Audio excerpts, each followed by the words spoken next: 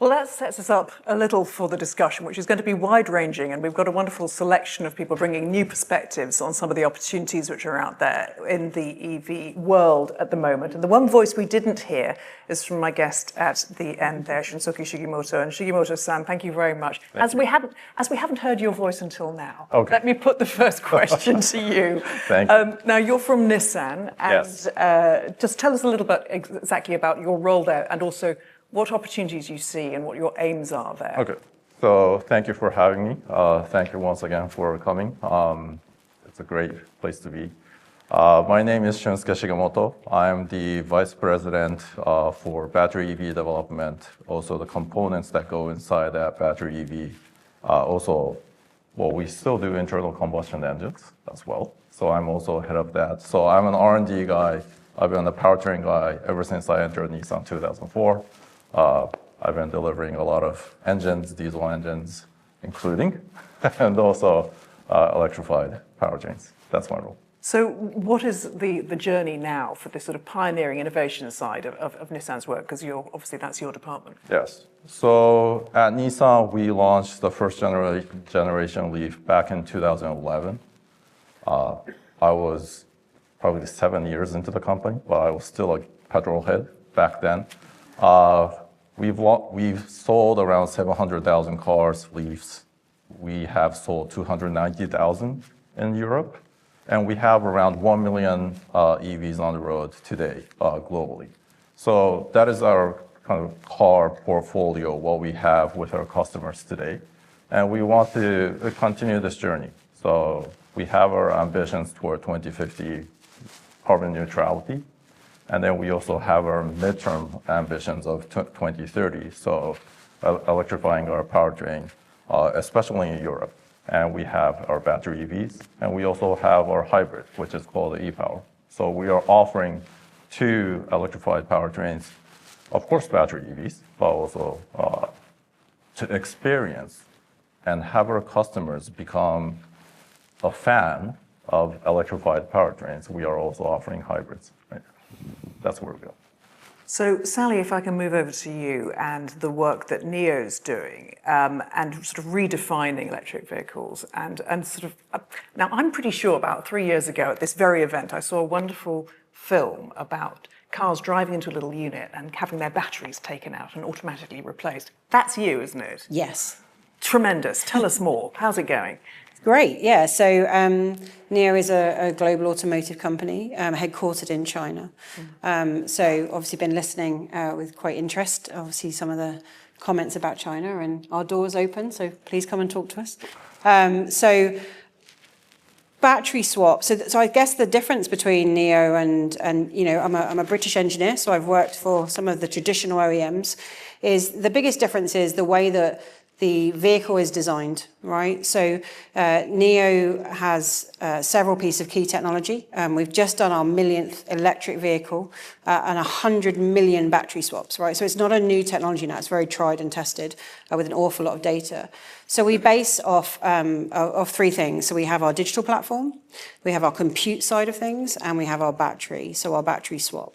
Now, what it means is when we're designing a car is we're designing it with user-centric needs first and foremost, right? So in a traditional OEM, you would probably design around your mechanical design, that would come first, and sometimes you squeeze some technology in later, and you've got quite a lengthy process from the beginning of the concept of design all the way through to the first key to the customer. That is shortened greatly inside NEO because we focus very much on those 3 technology pieces and then we add the mechanical afterwards. So what it means is we can bring product rapidly to market, but with users centric to the whole design. So in fact, your NEO doesn't really get old because everything around it is, you know, if there's an update, you receive the update the same as you would as a tech owner with a smartphone or, you know, an Apple or an Android. So, you know, with the battery, the way the battery swap works is you can have a smaller battery under your subscription in the week for your commute, and at the weekends you can have a longer range battery. And also, you know, that battery doesn't age for you, so therefore the cost of entry into that car is a lot less. So, you know, as an engineer, I think we need to rethink the way that we're designing cars. And we need to collaborate, and we need to work together, and we need to innovate together. I firmly am a massive passionate individual about British engineering, as one. And I believe that with the knowledge and the tool sets and the motivation and the mindset that we can learn from our global partners, I think there's a huge future for us all. We've just got to talk to each other. Fantastic to have an optimistic voice, I must say. That's wonderful. Thank you, Sally. I want to ask you a little bit more about some of the sort of the practical realities of introducing that technology here, but we'll get to that as we go on. Now, Peter, Ohme, they're the charging boxes, right, which we have at home on our walls, hopefully, if you're lucky enough to be able to do that. It's more than it seems, isn't it? This is really a sort of a signal of how impactful this technology could be, not just to cars, but also to the whole energy grid. So I'd love to hear more. I guess we fit somewhere in that process between the grid and the car. And if I talk from the grid perspective for a minute, and I know Anthony will talk to this in greater detail, but the grid is increasingly renewable, and that's great news. The challenges it poses is renewable energy is intermittent. So we do have days when it's not always sunny, not always windy. And I guess there's that criticism of renewable energy. What are we going to do in a world where we don't have fossil fuel power plants, where fossil fuel power plants are really easy to operate? You turn them on and off. I've simplified it a little bit, but effectively you can manage supply to meet demand. We now have an energy grid of the future where actually we have an opportunity to manage demand to meet supply. And you can't do that in a lot of situations. If you turn the light switches on here, you don't want to be told it's not a great time to turn them on. The light switches you have to turn on. And in fact, if you publicly charge a car, you want to go immediately. But home charging is this really great opportunity because the vehicle's got a dwell time. In some instances, someone wants their car to go straight away. But in lots of instances, a car is there for up to 12 hours. It might only need 1 hour of charging. And actually, there's a great opportunity there to time that 1 hour when it's really good with the grid. And that could be, don't charge it now, because actually there's very little renewables on the grid today, don't do it. Because if it did need to be charged, we'd have to put a lot more copper in the ground, we'd have to have a lot more production capability. So actually delaying that charge is great, but we also have a wind curtailment issue in the UK, and a solar curtailment issue in Australia. So there are moments in time where you'll travel along the motorway and not all the wind turbines are moving. It's a windy day, but they've turned them off because actually the grid needs to balance. So it's another killer opportunity for the electric vehicle to be charged at the time when that supply is generated. So actually you can move and shift the load around the grid. So I could talk about this in great depth, but this is a car conference. So I think the interesting thing to talk about to this room is home EV charging not only adds this grid stability, actually there's tremendous savings that can be made out of charging cars cheaply when aligned with the grid. And I think that's the big opportunity to play on. We've talked about all the challenges associated to selling electric cars. We know that supply and the targets are ahead of demand. We know that retailers struggle to sell them from the perspective that the person buying the car has a lot more questions to answer. It's the first time they're getting an electric car often, and therefore they need to know how it's fueled. How does a charger work? What's the cost of the energy? How do I charge this thing? And all of the multitude of questions that come with new technology. So actually, I think the big thing to play to is not everyone's got a driveway, but a large percent of the population do. If we can collectively target the individuals who have a driveway, and I think where we play a big role is helping our retail partners be confident to talk about that. So the sales executive might just talk about home charging and home energy, but they need some help because sales executives today, when we train them, we'll ask them, what do you pay for energy around here? What do you pay per litre of fuel? Everyone kind of knows the answer. We ask them the question, what do you pay per kilowatt hour in your home energy bill? And it's an often stunned silence. People do not know. Sales executives don't know. And therefore, they don't talk about it. So getting back to that, so I think there's a very interesting key role home EV charging is a category can play. Yeah, and I think that's a great moment to bring you in, Anthony. I feel like probably you're sitting there as the man who's had the biggest kicking today so far, talking about the representative of the grid. but I'd love to hear how we can all work together to improve the efficacy, I guess, of the grid and to find out how things are going, because I guess you would also be interested in receiving power right, from EVs. That's the other sort of element of this discussion, isn't it? So Anthony, tell us where we're at with how you and EVs work together. Yeah, so I work at the National Energy System Operator. We were formed about 18 months ago when we were actually nationalised. We used to be owned by a private company, National Grid Group, and the government wanted to ensure we were independent of industry and were involved in the strategic planning, not just of the electricity system, which is what we used to do, but also for the broader energy vectors, including gas, hydrogen, heat, and other things, because obviously all of these things interact. The government obviously set a very, very ambitious plan with Clean Power 2030, and we were asked to what kind of things would need to be in place in order for it to be possible. And it was a very, very long list, and it's a huge challenge, but certainly one that many people are now working very, very hard on. There is, Peter sort of articulated a lot of this very clearly. We're going to see a huge increase. We're going to see a tripling of solar and tripling of offshore wind. And again, as Peter explained, historically, demand patterns have been fairly consistent, and we've switched fossil fuels on and off to match to that demand. And now very much we need demand to be much, much more flexible. Many people who are currently helping flex, and many EV drivers are already helping with flex, are actually doing it in a very simplistic way, which is perhaps just switching it on at 1 o'clock in the morning and getting an off-peak tariff, which was fine as an initial start. That shifted energy away from an early evening peak. But again, as Peter mentioned, that peak is actually going to change continuously, dependent on the output of wind and solar, and therefore we need to shift, like Ohme as a charging network, and there are other charging networks and suppliers who are being extremely innovative to have much, much more dynamic, flexible charging. And obviously, as you say, around 70% of people do have access to off-street parking. There's obviously some businesses, bus depots, I think, was a good example, who do have that flexibility overnight, and therefore have the ability to help. The other quick thing as well is that there's a huge difference we see between smart charging and vehicle to grid.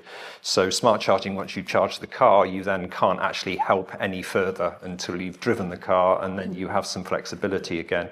With vehicle to grid, even if you only use your car or charge the car once a week previously, you can actually effectively interact with the energy system every day and constantly to help to absorb energy when there's huge amount of solar in the daytime or excess wind, and then help the system when we need it. So we need a huge amount of collaboration between the energy industry and auto industry, which is why I'm here and some of my colleagues are here. And also I've got one person just to shout out in my team who works for a power responsive initiative.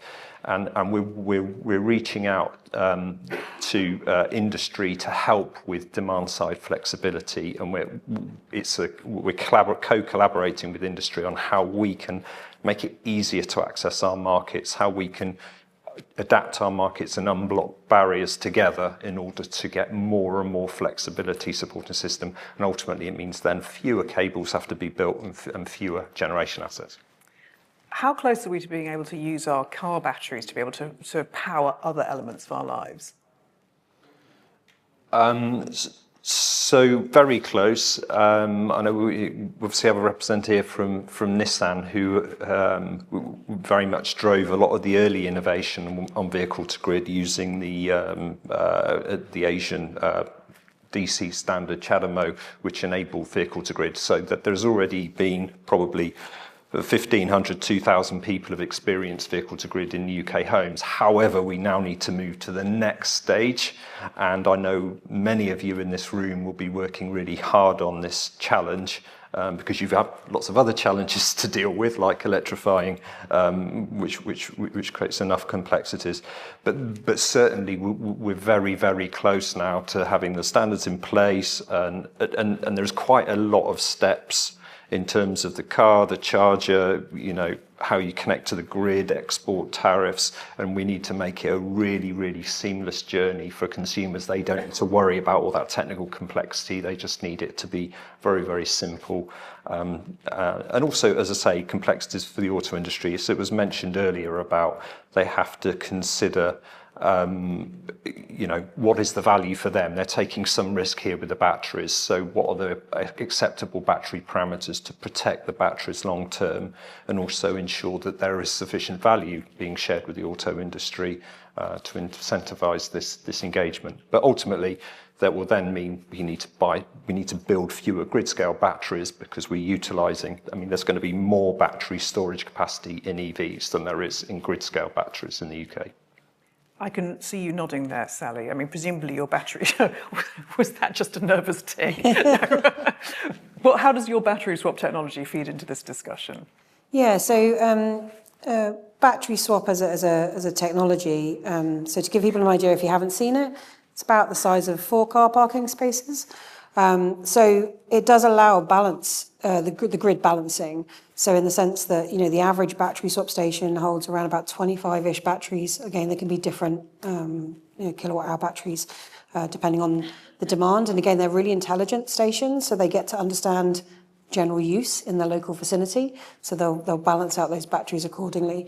But yeah, so it feeds back to the grid. And again, that's a lot easier to do in China because of differences in regulation.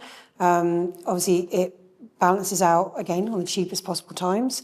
It gets to know you as a car. So again, it might turn around and say, actually, you know what, you keep charging to 100%, but you barely use 35%. So you can sell some of your energy back to the grid, maybe in the week if your user patterns don't mean you need that level of charge.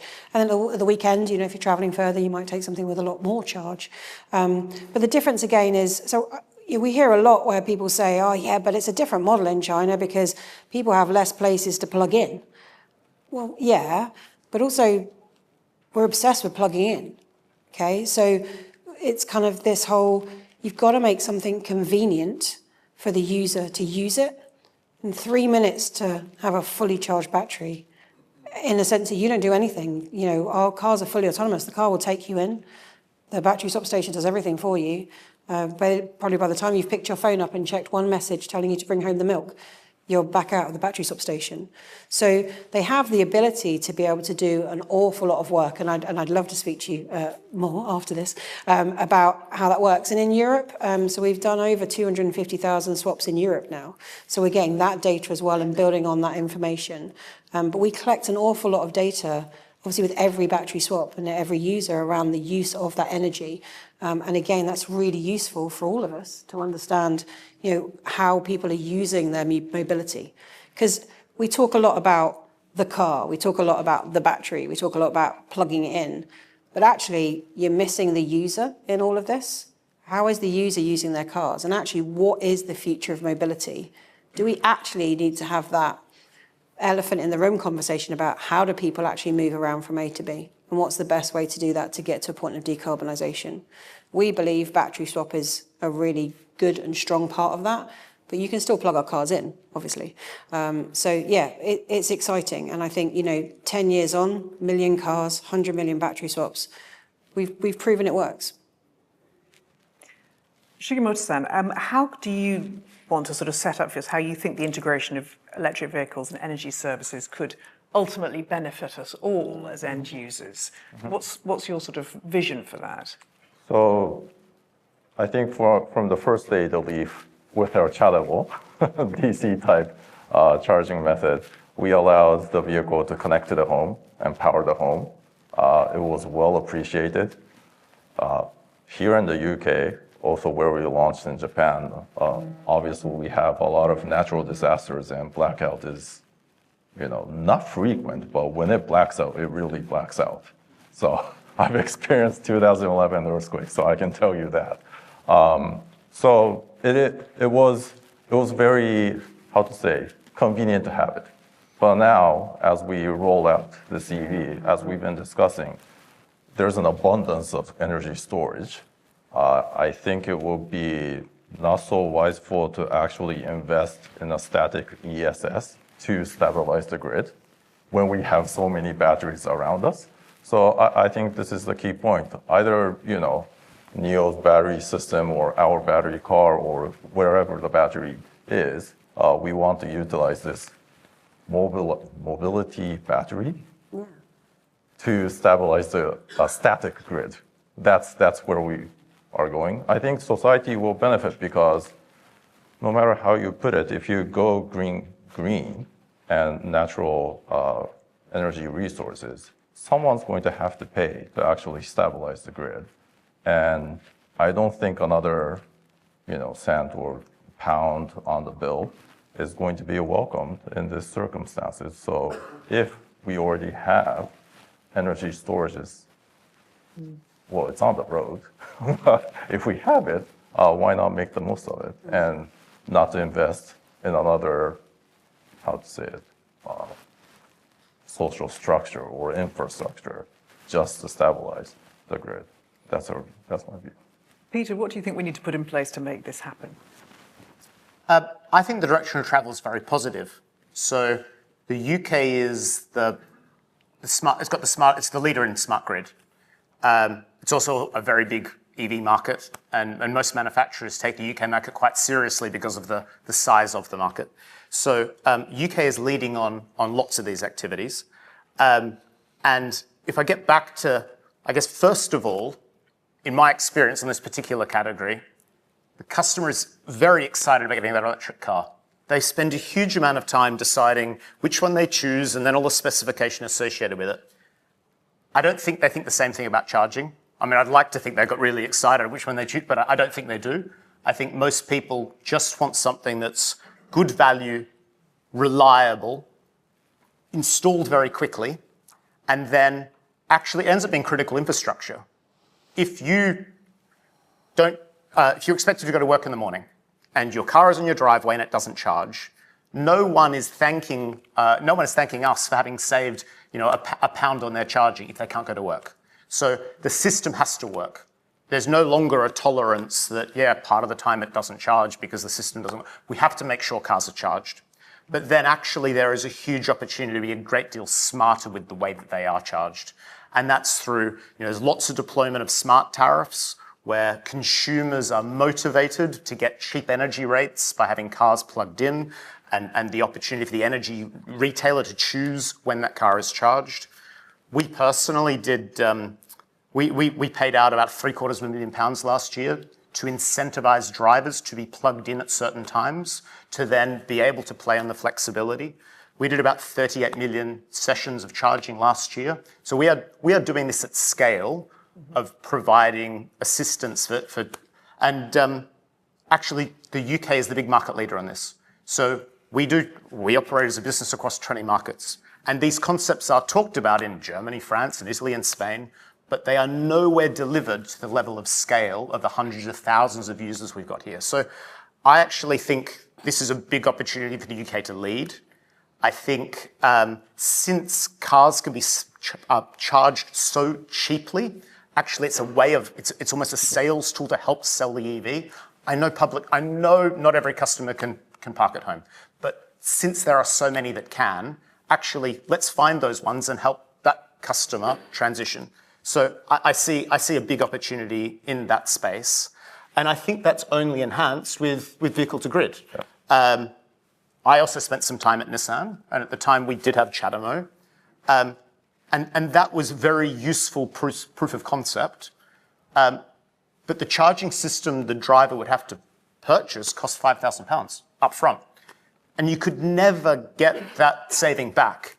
We have customers doing 10,000 miles a year of driving, paying 200 quid. So there was never this justification for spending £5,000 on a system when you could charge so cheaply for 200 quid on just unidirectional charging. The killer thing is the car manufacturers like Nissan bringing AC V2G. So this is putting a two-way inverter in the car. What this enables is a relatively common home EV. It's probably not the one you've got today, but it's not going to be greatly more expensive than the one you've got today. That is the big enabler for bidirectional charging. And then we'll remove the upfront cost, and actually we will start seeing customers it'll be great for the grid because we'll be able to move load back and forth, but then the consumer themselves, either they'll move to a sophisticated energy proposition, they'll change tariff and we'll trade that energy together with the OEM, or it'll be like a V2H solution, a vehicle to house. Effectively what will start happening is, right now you get home from work, between 6 and 7 and 8 and 9, 10 p.m., grid energy is really expensive. Actually, if you had a V2H solution and your car was plugged in, you wouldn't need to consume that energy. The car would charge the house, and then your car would charge up overnight as per normal. Customers can save about 500 quid a year doing that. And if we're looking at ways, at this moment in time, the whole ecosystem is having to heavily discount EVs or used EVs to find homes for them. Actually, there's an inherent value in the battery that allows a consumer to save an extra not 1 year, it's 500, it's 500 per year. Actually, that's something which we think consumers will adopt quickly and save money from, and potentially improve residual values of EVs. And it really is here. I go back to I think you mentioned it yourself, Sally, not many customers in China have a driveway.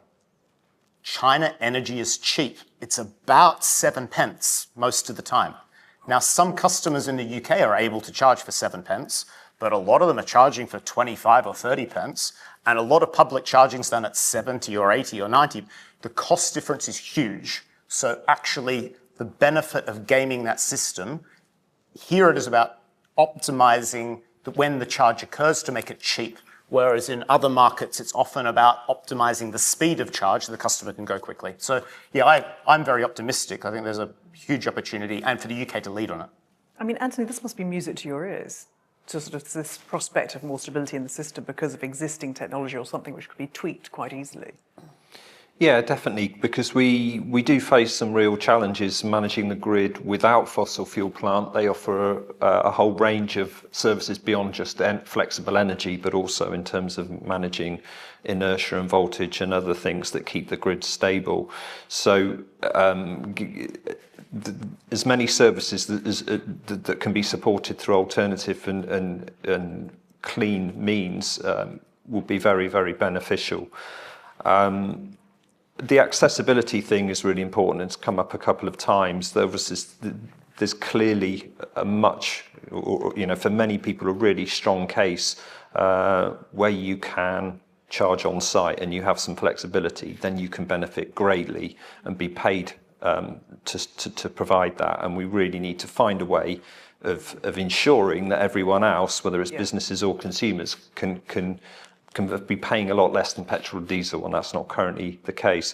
I think standardising is going to be really important. So the government's got the Smart and Secure Electricity System programme to provide some interoperability, because again, as Peter's saying, if you pay a bit more for a vehicle to grid charger, you're less likely to do it if in 3 years' time you change your car and then someone says you need a new charger. So we need to quite soon move towards that interoperable ability, and then more and more people will engage in that technology, and also to ensure that these things are cyber secure, that they support grid stability, and a whole range of other benefits. So yeah, really, really excited about the possibilities here.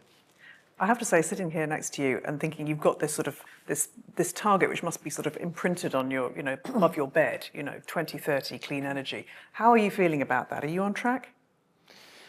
I mean, it's a monumental challenge, and and obviously it's not all happening where I work. We're involved in the planning and the pathways, but yeah, a huge number of things have to be put in place. I mean, there are a number of positive things have happened. So I think around 90 major infrastructure projects have been approved and are initiating to reinforce the grid, because we're going to have huge amounts more generation. We need a lot more demand capacity for things like EVs and heat and data centers and other things. We've also been through a huge process of reforming the connections process. There's again a number of comments tonight about challenges in accessing grid capacity, and one of the issues was traditionally it was a first come first served process where you'd say, I'm I'm bagging some capacity in the grid for my project, but then you wouldn't necessarily develop your project, and therefore there might be a load of people behind you in the queue who's saying, well, I'm ready to go, but you're blocking me. So there was a sort of strategic change to that approach, which we agreed with Ofgem, which looked at, is there a strategic need for this type of technology in that location, and are you ready to go? And if so, there is much greater priority there. There's still a lot more work to do, and that's the sort of transmission network side, and equally on the distribution network for regional networks, there's equally a huge amount of work going on there too. So yeah, I mean, lots of amazingly good things are happening.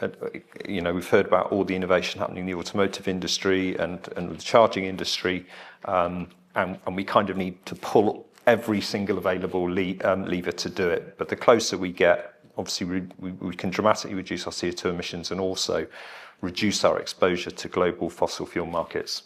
Yeah. Let's just hear the sort of the Nissan view of those levers that you want to see pulled. I mean, what do you want to happen to remove the barriers so that we can enjoy the benefits of the technology you were describing? Yes. So at Nissan, we're aiming to launch our first AC V2G service later on this year. So with today's grid code, communication standards, so on, we can safely launch our product into the market. But as you just said, interoperability will be key. Also, it's not, the service we will launch will be at home. So if you have a driveway, if you have a parking lot, great. You can put a charger and charge. Enjoy V2G, V2H. But if we go beyond interoperability, all these standardization, especially it's a research phase project, we also want to do vehicle to grid at the destination, where my car will be sitting in my car park next to the office for a good 8 hours, 10 hours. So I think there's a lot of cases that it's not only at home the car is stationary, but also at work. So we also want to address this. I think the standardization is very, very key, from the interface of the car to the grid, and then also within the grid to increase the capacity. But also, if we think about the destination, then we do need to standardize a lot of the communication and how we store the data and share that data within the industry safely, so that we do comply with today's Data Act and every other regulation, but we can also exchange that information so we can actually realize these concepts. Sally, what do you want to see happen so that we can have better access to the wonderful technology that you're developing? So I think government levers, like we heard an awful lot this morning from the minister, but we hear an awful lot of sound bites from multiple ministers and multiple governments. And obviously that's where SMMT comes in, obviously helping us lobby. But I think, standardization is key. And I don't think we're at the point with the consumer where the technology is the barrier anymore at all. I think there is so many different types of technology now when it comes to EV. I think there's an acceptance that the vehicles are, and again, we're not changing what a vehicle is, right? It's still, like Henry Ford did many years ago, it's still got 4 wheels. It's more around, we've got to make, in order to get the adoption rates, and I don't, it's like the tail that wags the dog, isn't it? Because what is it the government needs to be seeing in order for them to realise that they need to take out some of the restrictions and barriers that are in the way for this industry to bloom, right? Whether that is to get planning permission to stick a charging port in, whether that's around how the grid can grow, whether that's around, consumers and barriers with taxes and tariffs and all these things. It's just at that point where, more of us need to sit in a room together. I truly believe that the only key to moving this forward is collaboration, right? We've all got to collaborate more with across the globe to make this happen. And what we need is less barriers in the way. That's not saying we don't want to make it safe. That's not saying that, but the technology is there, right? You're nearly finished. It's kind of the technology is there. Now it's what the consumer wants to see is convenience, and they want that confidence and that convenience. And I think as soon as you bridge that, then the adoption rate will jump those next 10% in leap. I think the technology is, obviously way better than it was, and obviously forefathering with the Leaf many years ago. And it's, we've got so much data, so much information, and these days with, completely smart EVs like NEO, we're getting that data every second, right? So we are fully confident in what we're doing, I think, as an industry, and I think we need to drive that forwards, literally. So, we just need less barriers in the way, and appreciating the SMMT's voice in that lobbying, but I think we all need to stand louder and together. Such a positive panel. Thank you very much. Really interesting. Time for just a couple of questions. Front row again, keen here. This gentleman with the glasses, perhaps? Thank you. Sorry, I should know your name by now. I'm sorry.